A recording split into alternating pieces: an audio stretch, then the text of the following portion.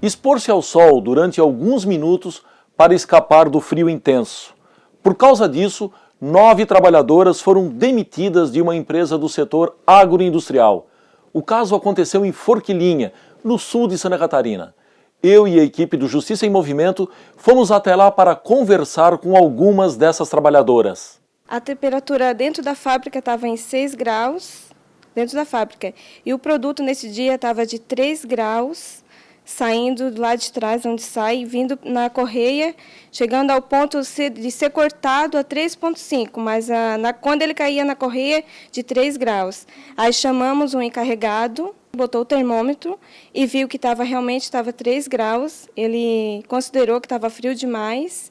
E assim, aí havia dias que nós não aguentava mais, então nós chegava a largar bacias na correia com água quente para cada uma das funcionárias e pondo a mão dentro para esquentar, para poder dar continuação ao produto.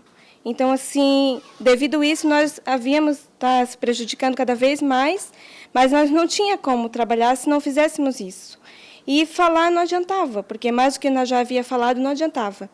Então, nesse dia, nós resolvemos se reunir entre as 9 e mais a correia inteira para saímos para fora, pedimos para baixar, não adiantou, eles falaram que iam arrumar, não adiantava de nada, avisamos o encarregado, avisamos apoio de linha, avisamos os ITOs, que todos são responsáveis, mesmo assim não adiantou.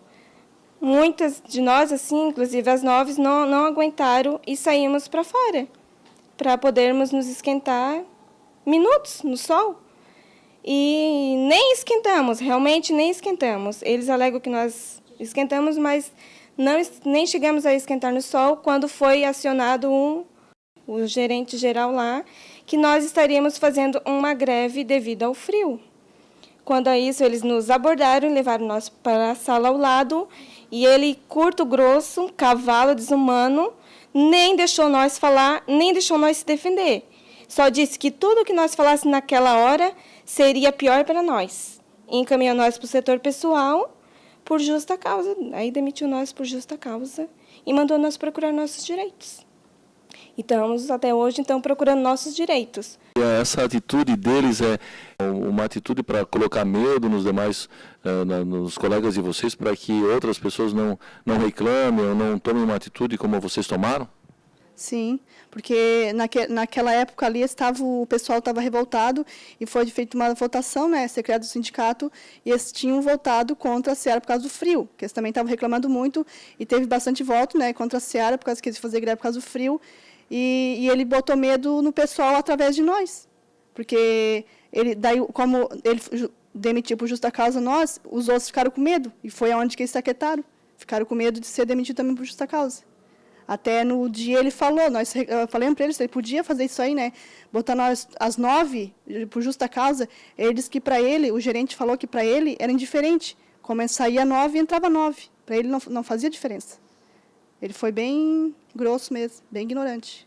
Ainda no mesmo dia, o supervisor chegou em mim explicando que não sei aonde, lá fora, um frigorífico lá para o exterior, que o pessoal trabalhava sem luva de lã e era bem pior que nós achava ainda, que estava reclamando ainda, né? Eu acho assim, devido no momento que o trabalhador chega a procurar um serviço, está trabalhando, está disposto a trabalhar, tu vai trabalhar porque tu precisa, não por um esporte, por um lazer, por nada disso. Tu trabalha porque tu precisa. Frio dói. Oi, como dói. Eu, como era nova, que entrei, 9 meses de empresa, né? Como eu falei pro gerente, ele dizia assim, eu tô saindo daqui traumatizada. É meu primeiro emprego e traumatizada. Porque eu gostava eu não era nem sócia do sindicato. Eu não era. Porque eu era a favor da empresa. Estava começando agora. Queria começar a minha vida, né? Que eu tinha ficado viúva, tinha 2 filhos pequenos, então eu queria trabalhar. Como eu falei pro gerente, eu não quero ir pra rua.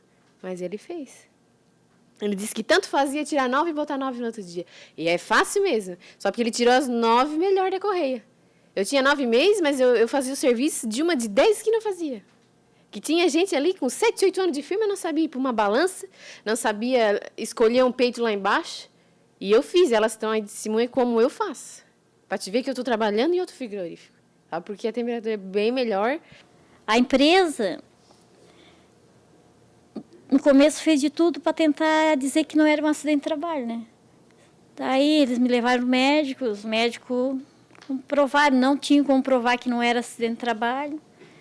Daí eles exigiam que eu fosse num psiquiatra, que o meu problema do braço mais era da minha cabeça. Eu fui no psiquiatra e o psiquiatra deu com os 2 pés neles. Psiquiatra lá, me levaram um psiquiatra em Curitiba e me levaram um psiquiatra em Florianópolis. Aqui de Criciúma mesmo, o psiquiatra perguntou se eles eram loucos. O que é que tinha a ver o meu problema do braço, esse atrofiamento, com a minha cabeça? Nada a ver, eles disseram. Ela podia estar com um trauma muito maior por causa da doença. Só porque eu me apego muito com Deus, né? Tenho muita fé e sei que Ele não vai me abandonar. Mesmo nas situações difíceis que eu estou passando, cada dia que passa é um dia mais difícil que o outro. Esse quadro descrito pela Valdirene, ele é comum em praticamente todas as empresas do ramo, ou seria um caso que só ocorreu na empresa que ela trabalha? É comum, acho que é mais comum do que parece em quase todas as empresas. Logicamente, tem umas que pode ser pior, o tratamento é dado ao trabalhador.